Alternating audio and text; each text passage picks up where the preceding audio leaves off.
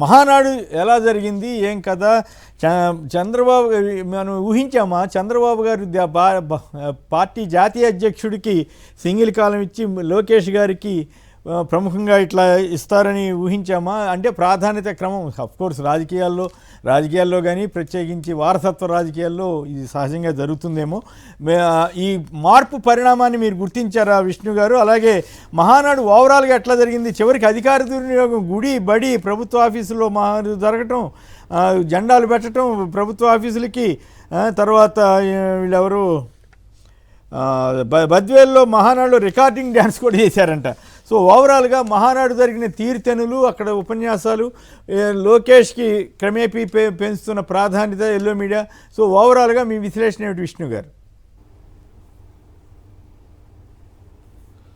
Sir ఇప్పుడు మీరు అన్నట్టుగానే మనకి క్లియర్గా కొంత ఈ మహానాడు సందర్భంలో మీడియా లోకేష్ గారికి ప్రాధాన్యత ఇచ్చినట్టుగా చంద్రబాబు నాయుడు గారికి ప్రాధాన్యత తక్కువగా ఇచ్చినట్టు కనబడుతుంది. అది ఎక్కడే మనకి ఫస్ట్ ప్రస్ఫుటం అవుతుందని అంటే ఈనాడు ఫ్రంట్ పేజీలో ఒక అడ్వర్టైజ్మెంట్ వచ్చింది మహానాడుకి సంబంధించి. అందులో లోకేష్ గారి ఫోటో ఫుల్ వేసేసి ఒక left side right side Chandrababu Naidu గారిని పవన్ కళ్యాణ్ గారిని చిన్న హెడ్స్ పెట్టారు. అట్లా కూడా చేశారు, నేను గమనించలేదు. ప్రొజెక్షన్ అక్కడే స్టార్ట్ అయిపోయింది. అసలు చూడండి మీరు ఫ్రంట్ పేజీలో అడ్వర్టైజ్మెంట్లో లెఫ్ట్ సైడ్ చిన్న హెడ్ పెట్టారు చంద్రబాబు నాయుడు గారిది, ఇటు పవన్ కళ్యాణ్ గారిది కొంత చిన్న పెట్టారు అనమాట. అంటే ఏంటి మహానాడు దాంట్లో పవన్ కళ్యాణ్ గారి వాళ్ళందరూ కూడా కాదు నాకు చిన్న సందేహం వచ్చింది, నేను గమనించలేదు, దయచేసి చెప్పండి.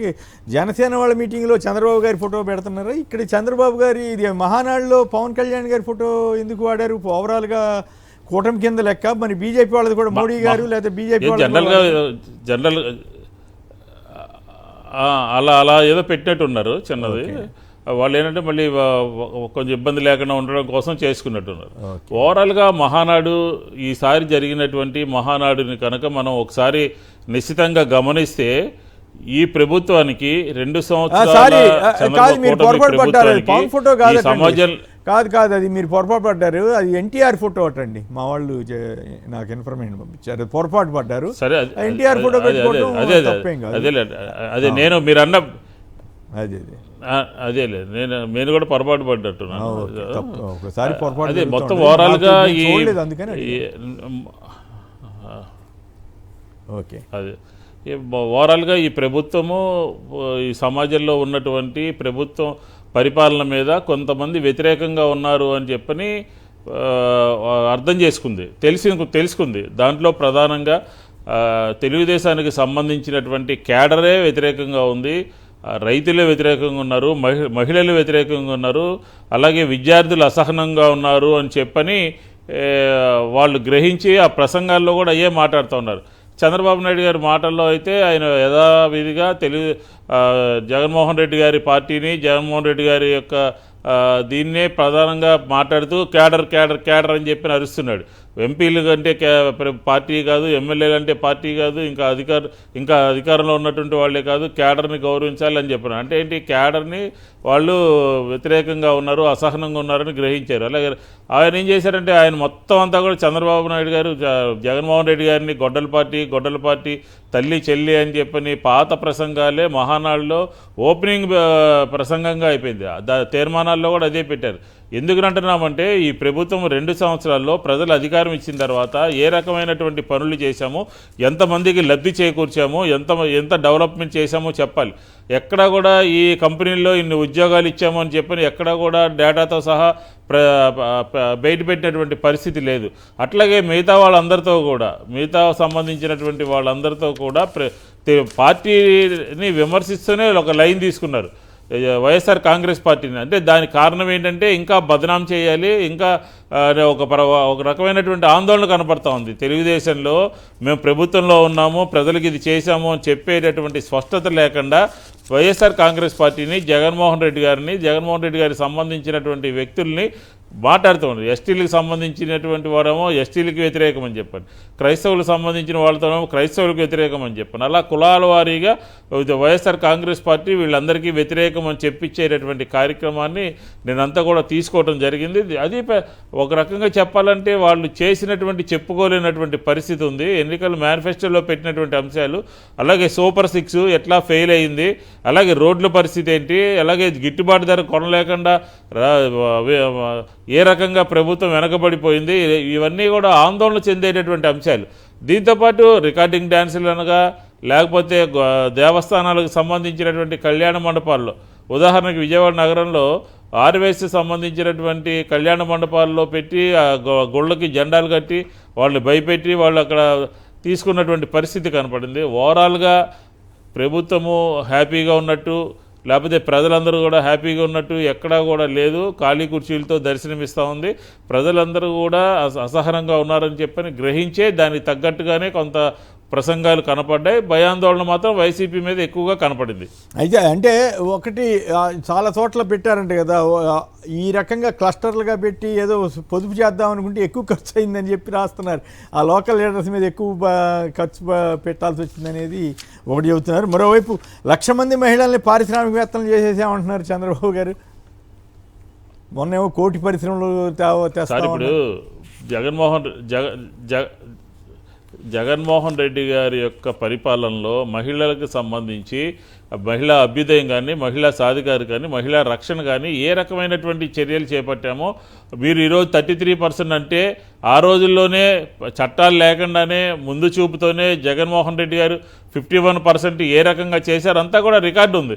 ఫర్ సపోజ్ ఉదాహరణకి 1,00,000 మంది పారిశ్రామికవేత్తల్ని తయారు చేశారు.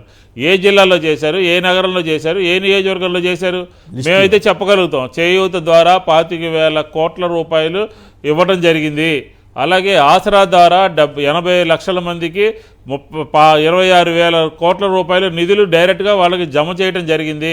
మహిళలకి 30 లక్షల మందికి ఇళ్ల స్థలాలు ఇవ్వడం జరిగింది. దిశ యాప్ని మేమే తీసుకొచ్చాము. అలాగే మా దగ్గర చాలా చక్కగా చేశామని చెప్పి చెప్పుకోవడానికి రికార్డు ఉంది. ఊరికి 1,00,000 మంది చేశాము, రాబోయే రోజుల్లో ఒక 5 లక్షల మంది పారిశ్రామికవేత్తల్ని తయారు చేస్తామని చెప్పిన మాట కూడా చెప్పేసుకుంటే ఎట్లాగండి? తయారు చేశారా, పని చేసిందా, ప్రభుత్వం మహిళా సాధికారతకు కట్టుబడి ఉందా, లేకపోతే రేపులు జరుగుతున్నాయా, లేకపోతే దాడులు జరుగుతున్నాయా మహిళల మీద? ఏ విధంగా ఆంధ్రప్రదేశ్లో జరుగుతుంది? తిరుమల తిరుపతి దేవస్థానం చైర్మన్ మీద ఏ రకమైనటువంటి ఆరోపణలు వస్తే ఏం చర్యలు తీసుకున్నారు? అలాగే దీంతోపాటు జనసేన సంబంధించి ఎమ్మెల్యే మీద వస్తే పార్టీ ఆఫీస్ దగ్గరికి వెళ్తే మహిళల మీద ఏ రకంగా దాడి చేశారు? ఇలాంటి చెప్పాలంటే గంట సేపు చెప్పచ్చు.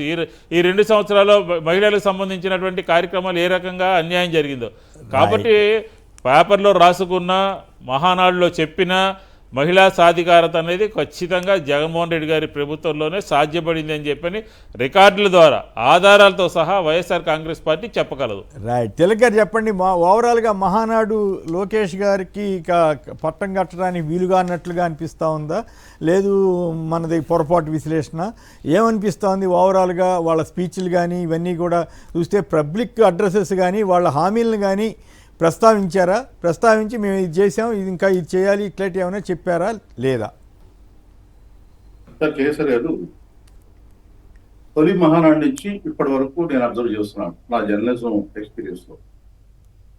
ఆనాడు అంతర్జాతీయ విషయాల నుంచి స్థానిక సమస్యల వరకు చర్చించి తీర్మానాలు చేసేవారు.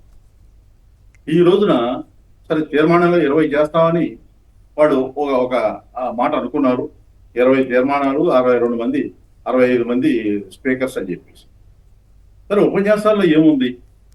సాధారణంగా వార్షిక, ద్వైవార్షిక ఏదో ఒకటి. ద్వైవార్షిక అయితే మహాసభలు అయితే, మహానాడులు అయితే, ఇది దేనికోసం? ఇది మనం ఈ 2 ఏళ్లలో చేసినటువంటి కార్యక్రమాలు ఏంటి, చేయలేకపోయిన కార్యక్రమాలు అంటే, మనం ఇచ్చిన హామీలు ఏంటి, ఎందుకు చేయలేకపోయాం, వచ్చిన అడ్డంకులు ఏంటి, ప్రజలకి జవాబు ఇవ్వాల్సినటువంటి బాధ్యత ఉంది కనీసం వాళ్ళ పార్టీ కార్యకర్తలకైనా. అది మర్చిపోయి ఇది పార్టీ మహానాడుగా కనిపించలేదు నాకు. నారా లోకేష్ గారి జాతరలాగా కనిపించింది. అంతా ఆయన పొగట్టం. తీర్మానాలు గత మహానాడులో ఏం తీర్మానాలు చేశారు, ఎన్నికల సమయంలో ఏం వాగ్దానం చేశారు, మేనిఫెస్టో ఏమి ఇచ్చారు, మేనిఫెస్టోలో ఎన్ని అమలు జరిపాము, ఎందుకు అమలు జరపలేకపోయాం కొన్ని, ఆ జరపలేకపోవడానికి కారణాలు ఏంటి, మనకు వచ్చిన అడ్డంకులు ఏంటి, చిత్తశుద్ధి ఎక్కడ లోపించింది, వీటన్నిటి గురించి చర్చించాలి. అది కదా సబ్జెక్టు. అసలు అది వదిలేసి గొడ్డల పార్టీ ఇష్టం వచ్చినట్టు మాట్లాడటం, ఈ పోకిరి మాటలు ఎందుకు? ఇప్పుడు నేను ఉపన్యాసం అంటే ఎలా ఉందంటే, ఒకే రోజున 2 పార్టీల సమావేశాలు జరిగినాయి కాబట్టి, ప్రతిపక్షం, తెలుగుదేశం అధికార పక్షం రెండు జరిగినాయి కాబట్టి 2 కంపేర్ చేస్తాను నేను. ఎట్లా జగన్మోహన్ రెడ్డి గారు ఉపన్యాసం ఎప్పుడు చూసినా ఎలా ఉంటుంది, ఇది అధికారంలో ఉన్నప్పుడు మనం ఇది చేశాం, ఈ ఆయన సంఖ్యా వివరాలతో ఇస్తారు డేటాబేస్ మొత్తం, ఇది చేశాం, ఇది చేయలేకపోయాం, ఇది తెలుగుదేశం ప్రభుత్వం విఫలమైంది, కూటమి ప్రభుత్వం, దీనికి ప్రభుత్వం ప్రజలు ఇతరులను నష్టపోయారు, ప్రభుత్వం మాట్లాడటం లేదు, చేయటం లేదు, ఇలా తప్పులు జరిగినాయి, అవకతవకలు జరిగినాయి, ప్రజలకు దోపిడీ చేస్తున్నారు, ఇలా ఆయన స్పష్టంగా కొన్ని ఆధారాలతో సహా చెప్తారు. చంద్రబాబు నాయుడు ఎంతసేపు గొడ్డలి పార్టీ, దోపిడీ పార్టీ ఇలా మాట్లాడతారు. నేనేమంటాను, నీ పార్టీలో, తెలుగుదేశం పార్టీలో నేను చెప్పింది కదా ఏడీఆర్ రిపోర్ట్, 86% మంది మీద, ఎమ్మెల్యేల మీద క్రిమినల్ కేసులు ఉన్నాయి. ఎవరిది గొడ్డలి పార్టీ అవుతుంది, ఎవరిది క్రిమినల్ పార్టీ అవుతుంది? ఎందుకు ఈ మాటలు మాట్లాడటం? మీరు మహానాడు పెట్టుకున్నారు, పవిత్రమైనటువంటి మహానాడు అంటే ద్వైవార్షిక సమావేశాల్లో మీ పార్టీ కార్యక్రమాలను సమీక్షించుకోవాలి. అది వదిలేసి లోకేష్ భజన చేయటం, ప్రతిపక్ష నాయకులు తిట్టడం. లోకేష్ గారి భాష ఏమిటంటే, ఏం పీకారు, మహానాడులో వాడాల్సిన భాష అది. వైఎస్ రాజశేఖర రెడ్డి, జగన్మోహన్ రెడ్డి ఏం పీకలేకపోవడం ఏంటి, ఏం భాష అది? మహానాడులో మాట్లాడాల్సింది అయ్యానా? అందువల్ల ఇది మహానాడు లాగా జరగలేదు, తెలుగు పార్టీ కార్యక్రమంగా జరగలేదు. ఓకే, అయితే ఇక్కడ మాట చెప్పండి, మొన్న వైఎన్ఆర్ అని మన మిత్రుడు ఉన్నాడు కదా, జర్నలిస్ట్ మిత్రుడు, ఆయన ఇంట్రెస్టింగ్ వీడియో ఒకటి చేశాడు. అది ఎంతవరకు కరెక్టో మనకు తెలియదు. మరి ఇటువంటివి కూడా మాట్లాడచ్చో మాట్లాడకూడదు, రెఫర్ చేయొచ్చో లేదో తెలియని పరిస్థితికి ఏపీ ప్రభుత్వం వెళ్తా ఉంది, అది వేరే విషయం. చంద్రబాబు గారికి రాజ్యసభ ఆఫర్ చేసి లోకేష్ గారిని సీఎం చేయబోతున్నారు అన్నట్లుగా ఆయన ఆయన చెప్తున్నాడు. నేను విన్నాను ఆ వీడియో. ఆ పరిస్థితికి మహానాడు దర్పణం పట్టినట్టుగా అనిపిస్తోందా, లేదా ఇంకొంచెం టైం తీసుకునే అవకాశం ఉందా? లేదు సార్, ఇప్పుడు ఇవి మహానాడుకి వాటికి సంబంధం లేదు. ఒకటి. 2, రాజ్యసభ అనేది వీళ్ళ కోరిక. ఇంతకు ముందు రాష్ట్రపతి దాకా వెళ్ళారు ఈ ప్రచారం. రాష్ట్రపతి ఒప్పుకుంటే చేయొచ్చు, ఏముంది, పెద్ద విషయం ఏముంది. వైస్ ఇవ్వబోతున్నారు, ఇట్లాంటివన్నీ. ఇవన్నీ కూడా తెలుగుదేశం పార్టీ ఇండైరెక్ట్ గా, చంద్రబాబు నాయుడు గారు అడగకుండా ఇండైరెక్ట్ గా వాళ్ళ నాయకులను పంపించి అక్కడ ఢిల్లీలో అడిగిస్తున్నారు. అట్లా కూడా జరుగుతుంది. అంటే ఆయన చెప్పిన దాంట్లో కొంత బేస్ ఉందని అనుకోవాలా? వైఎన్ఆర్ అన్న ఆయన, మరి ఆయనకి ఎవరు చెప్పారో మనకి తెలీదు. అంటే ఆయనకు వచ్చిన ఇన్ఫర్మేషన్ అలా ఉండొచ్చు. నాకున్న ఇన్ఫర్మేషన్ అయితే వీళ్ళు తెలుగుదేశం పార్టీ వారు అడుగుతున్నారు తప్ప, అక్కడ బీజేపీ వాడు ఎందుకు అడుగుతారండి? వాళ్ళకి అవసరం లేదా? ఇంత మహానాయకుడు బీజేపీలో లేడా దేశం మొత్తం మీద? అది కాదు. ఇప్పుడు ప్రచారం చేసుకున్నారండి గత 4 రోజుల నుంచి. చంద్రబాబు నాయుడు గారు వాడు మహిళా బిల్లు పార్లమెంట్ లో ఫెయిల్ అయ్యారు. సర్ బిల్లు, మహిళా బిల్లు, అదే ముందస్తు ఎన్నికలు, మహిళా బిల్లు ఫెయిల్ అయ్యారు. ఫైనల్ గా ఒక మాట చెప్పండి, నాకు ఆశ్చర్యం వేసింది. ఫైనల్ గా ఒక మాట చెప్పండి తిలక్ గారు, ఆశ్చర్యం వేసింది. సోషల్ మీడియాలో బూతులు తిట్టే ఒక వ్యక్తితోటి కూడా ఉపన్యాసాలు ఇప్పించే స్థితికి మహానాడు వెళ్ళటం ఏంటి? నాకు ఆ పేరు చెప్పడం అవన్నీ నాకు ఇష్టం లేదు, కానీ చాలా అసహ్యంగా మాట్లాడతాడన్న పేరున్న వ్యక్తితో కూడా ఉపన్యాసం ఇచ్చినట్టుగా నేను ఎక్కడ చూశాను. ఇఫ్ ఐఎమ్ నాట్ రాంగ్, ఒకవేళ రాంగ్ అయితే ఐఎమ్ సారీ, నా ఉద్దేశం అది కాదు. మరి ఆ ఉపన్యాసం చూస్తే నాకు ఆశ్చర్యం వేసింది. అట్లాంటి మహానాడుకి అప్రతిష్ట కాదా అటువంటి ఉపన్యాసాలు జరిగితే, ఒకవేళ నిజంగా జరిగి ఉంటే? నేను అందుకనే అన్నానండి, మహానాడు కాదది. తెలుగుదేశం పార్టీ మహానాడు అంటే ఒక పండగ. ఆ పార్టీ వాళ్ళందరికీ ఒక పెద్ద ఉత్సవంలాగా జరుపుకునేవాళ్ళు ఇదివరకు గతంలో. ఇప్పుడు అది అలా లేదు. లోకేష్ గారి పట్టాభిషేకం జాతర. ఓకే, అప్పుడు కూడా అలాంటి వాళ్ళతో మాట్లాడిస్తే విలువ దెబ్బతింటది కదా, అవునా కదా విష్ణు గారు? అవన్నీ వాళ్ళు ఆలోచించుకునే పరిస్థితులు లేరండి. రైట్, ఓకే, రైట్, టైం అయిపోయింది. ఇప్పుడు ఇతర పార్టీల మీద ఏ రకంగా దూషిస్తారో, ఏ రకంగా కించపరుస్తారో, ఏ రకంగా వ్యక్తిగత హననం చేస్తారో, టాప్ టు బాటం అదే ధోరణి కొనసాగుతుంది. పైన ఉన్నటువంటి నాయకులు ఏ రకంగా మాట్లాడుతున్నారో అతను కూడా అదే రకంగా మాట్లాడతారు. ఆయన చంద్రబాబు నాయుడు గారిని చూసి సినిమా తీశారంట, ఇంకా మనం ఏం చెప్పాలి? రైట్. అలాగే జగన్మోహన్ రెడ్డి గారి గురించి, కుటుంబాల గురించి వాళ్ళు మాట్లాడే మాటలు వాళ్ళకే చెల్లుబాటు అయినాయి. కాబట్టి సరైన కరెక్ట్ కాదు అది.